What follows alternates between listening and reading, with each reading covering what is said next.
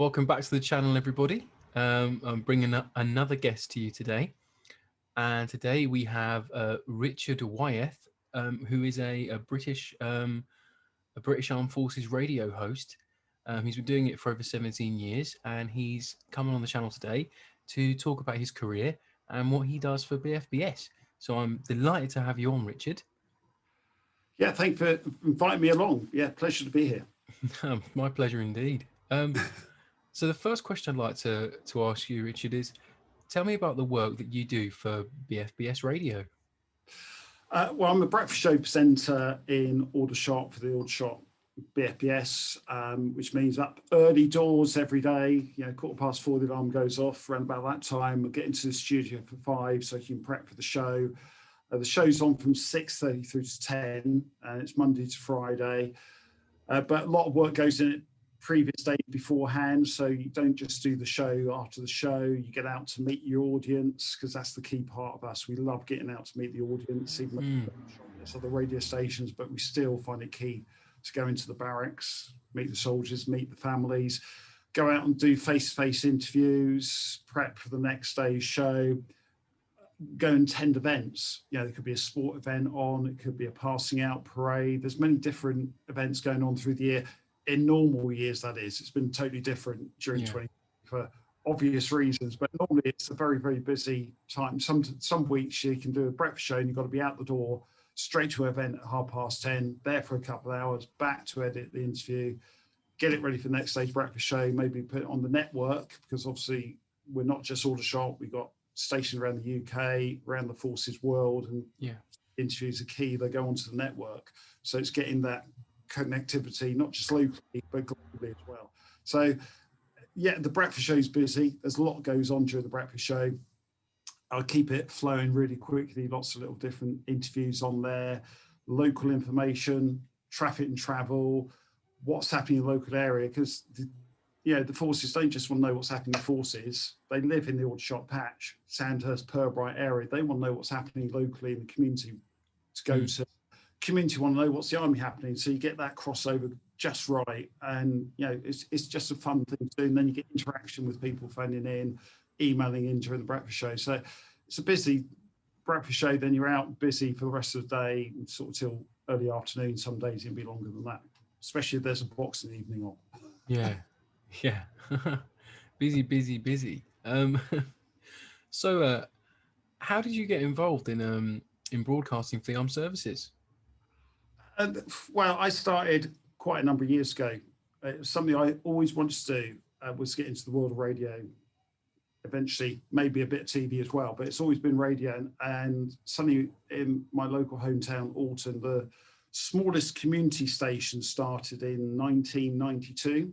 They were building up to it, and I said, look, I would love to do it, because I used to just sit at home on a Saturday afternoon, listen to football, playing music, making out I was a Radio 1 DJ doing a sports show.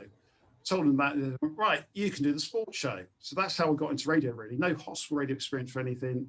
Did a week of practicing before I went live, did a Saturday sports show, all volunteer. Any show that come up, like late at night, 10 to midnight, I was working away. So it took a number of years, and eventually got some full-time freelance work, but it was nothing permanent, so you get the odd week here and there. And then an opportunity arose for an army radio station starting, and the advert was just saying, in Wiltshire or Hampshire, breakfast show. So I applied for it and got a weekend gig to start off with. And eventually I was offered, when Aldershot was starting, to do the breakfast show back in, I think it was 2002. So it was literally commercial / community background, volunteering radio background I had, self-taught, and then eventually position come and I got it. And I haven't really looked back since, just been doing military radio ever since, with the odd commercial bit every so often. Wow. I mean, that leads into my third question. Why do you think radio remains such an important part of British military life? I think it's the connectivity between the UK and the overseas, of families and the forces life, especially like the Afghanistan conflict. That was on. When that started, the amount of messages from home to the forces overseas just doubled, tripled, really amount of messages going back and forth. I know it sounds strange.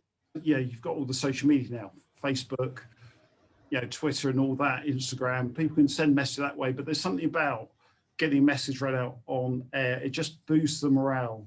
Yeah.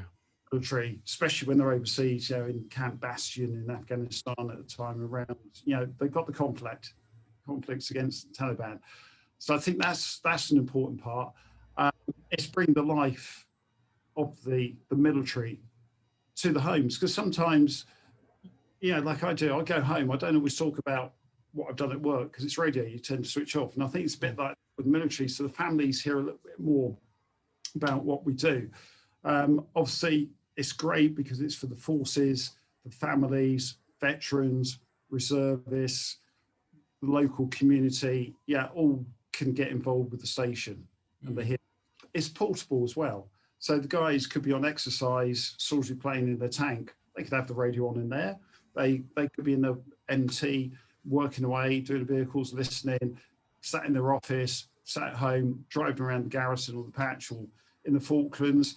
And they're suddenly hearing that, I know some guys have been in Cyprus, done an interview with a boxer, say, for instance, they just won the Armed Forces title. They get a phone call from their mate in Cyprus or Falklands saying, "Hey, I've just heard you on the radio." So it's all that connectivity. People can hear themselves. And of course, we've got the social media now side of things, so we can draft things out on the social media front. So it's informing, it's entertaining, it's playing the popular music, going back to sort of about 1985, up to the chart hits, interviews, you name it, it's all there. And I think that's why it's still very, very key to military life. It's sort of part of history. Let's say, Sure. Guys out in Canada will remember, oh yeah, I remember that guy because I was serving with him down in the Falklands and now he's over in Cyprus or he's in the UK.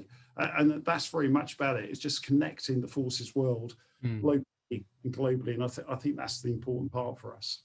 Yeah, no, it really, I think it's great because you provide that, I don't want to say home comfort, but you're that sort of, that friendly voice, the sort of almost like grounding, it doesn't matter where you are, you can flick on the radio and it feels like you're closer to home, someone's there for you. I think for us, we've become almost, I've made some really, really good friends for the military over the years. And I think that's what you become in a way, you almost become their best mate. Even though you're on the radio, you might not always see them, but your best mate, like you say, it's a bit of home comforts that make them feel good. And obviously, some of the guys at BFBS, they get deployed like to Gibraltar, Falklands. I have been to Cyprus, Falklands just for a month, but some of the guys are there for 2 years. So, and they live and breathe the community life. It's a bit different around Aldershot. It's not quite the same community as overseas. And it just connects them up more, and it does bring a bit of the home life. And we've even got some BFBS radio presenters that are reservists, so they're even more ensconced into the military life. So I think because we've got that knowledge, okay, we're not fully knowledgeable about the military, but we know enough, and we can, and they, like you say, become friends. You're part of the military community. They look at you as, BFBS, you're a presenter. Yeah, you're a mate. That's great. I was doing some research for the interview and looking up some sort of old BFBS things, and I found an old documentary, I think it's from the early 90s, and the one thing that stuck with me, and I thought that's really good. What they were doing was it was like a porter cabin studio in the Gulf War, in the early 90s, and I thought that's fantastic, and I didn't make the connection that, oh, actually, yeah, you might necessarily get BFBS in the Gulf, so they travelled over their own studio, and I thought, wow, that's amazing. But anyway, that's a tangent there. But just you're right though. That has been like in Kosovo, Bosnia. They actually can be port cabins. In Afghanistan, it was literally two port cabins joined together as two studios, another few port cabins for the office, and it is self-contained, but you're part of the military setup. Yeah, I think it's fantastic. So my fourth question is, and maybe a little bit more challenging, the hardest or most challenging part of your profession? I mean, there's several to it, really. I think we've alluded to it already about you've got to get the trust of the people you're interviewing. Yeah. And they trust you in the end because you're BFBS, and you all, like I said, you become friends, and they start trusting you because they know we're not here to do any trick questions to trip them up. We're here to entertain, inform. I'm not going to be asking a sportsman, sportswoman, or unit welfare officer any difficult questions. I'm not there. We just want the information. Like with Sporting Stars, they want to shout from the rooftops about their achievements, and we want to do that for them. This is what they're achieving, and we do tackle the difficult issues, but a lot of the time it's trying to put the positive, what the Army, RAF, Navy are doing. We like to get the positivity out there because it doesn't always get reflected. Yeah. I think that's one bit of it, the trust, and then I suppose the other difficult bits is like when you're broadcasting, like I said, 3 months in Afghanistan. I did back in 2014, 3 months. That's quite hard because you actually, realise you're suddenly in a war zone. It was sort of the tail end of it when they were starting to de-rig and draw down.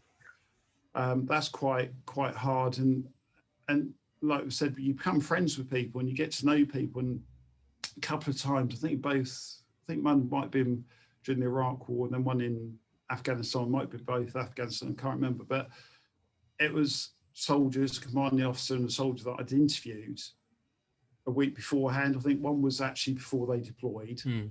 And then one of them, soldier, I actually interviewed while he was in Afghanistan, and both of them got killed.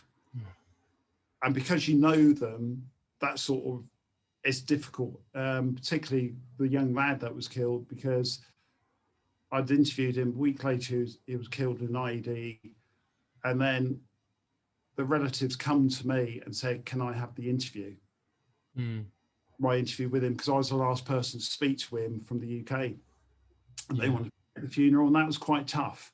You know what I mean? Because you know them and then say, oh, wow, was I the last person to speak? So that can be quite difficult when you're broadcasting. You've got to keep a positive attitude as well. And just get it right sometimes. You've got to, especially if there is conflicts going on, at the height of Afghanistan, there's a lot of people being killed, but you just got to get that balance, because guys out there want to be entertained, but at the same time, you just got to get it right. It's not upsetting them.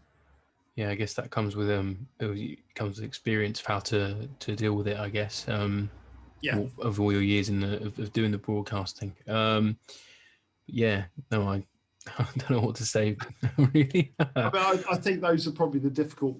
Yeah, definitely. But all the good stuff, obviously, overall, being in the community, information, entertaining, social media sites, and just getting invited to events sometimes that are family fun days. You see the smiles on the faces, go, oh yeah, it's car sticky, here's this, here's that, and I think that overrides all the down parts that are a little difficult. There's lots of good parts to it as well. Yeah. So that leads perfectly into my last question for you. Is there one moment or experience from your broadcasting career that sticks out to you? I think probably my overseas trips particularly stick out. Cyprus, amazing place, Cyprus, sunshine, warmth. You'd be running along the cliff tops in the morning, do your show, and then in the afternoon you can whiz up to Mount Troodos and up and do a bit of skiing.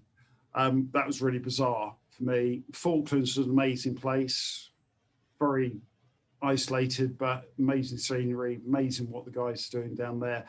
And then I suppose one of the big highlights is 3 months in Afghanistan, which I mentioned, Camp Bastion. That was good because you really did get embedded with the soldiers. You'd be in the cookhouse at DFAC, chatting to them, then you'll be on the radio, and then they're phoning up, oh, can you do a shout out to such and such who've just done this, can do this, can you play Barbie Girl by Aqua? You go, really? Yeah. And that was probably one of the most requested songs when I was there. Amazing. So that was great. I suppose other highlights that stuck out, a couple of things in Iraq happened to me, which scared me at the time, and I can't believe I actually got through it all. But I was having a little tour around Basra shortly after the war, the Second War, back in 2003-4, and the soldiers take me around. They said, "Oh, this is the Basra Bank," and we went, had a look at it. I was getting some interviews. The guys that look after me went inside the bank, so I sort of followed them in a few minutes. So afterwards, the guys on the door, "Oh, come here," and took me off into this room with the manager of the bank. And I was sitting there going, "Why have they done this?" Because I was getting a bit worried here. I'm thinking, am I going to get kidnapped or something? And it was more of a case of the manager just want to have a chat and there was air conditioning to cool me down. And I eventually politely made my way out there. Another occasion, it was a nighttime patrol went on to cover that. And I was in the back of a pickup truck with the soldiers. Yeah. Suddenly, we were going past Basra Market and suddenly a bit of gunfire went off. So they said, "Get your body armor on." "Okay, I will." And Afghan was trying to get on the back of the truck and everything. It was all kicking off. It was another scary moment. You go, "Okay, I'm okay. Soldiers are with me. I'll be all right." So yeah, things like that, stick out in my mind, highlights. But obviously great highlights as well in Aldershot. The great boxing evenings I've been to, the great football matches, the parades, the pass-out parades you get to. In this job, I wouldn't be able to go to a pass-out parade any other job. And you get there and say there's a royalty there. Obviously, you don't interview them, but you cut quite close and personal towards them. You get a chance to go in vehicles. RAF Odium's nearby, so I get to see the Chinooks. And you get tours around. Every day is different. You never have the same kind of day. I suppose this year's been a bit samey because of COVID-19. We're not able to get out and see the guys and coming.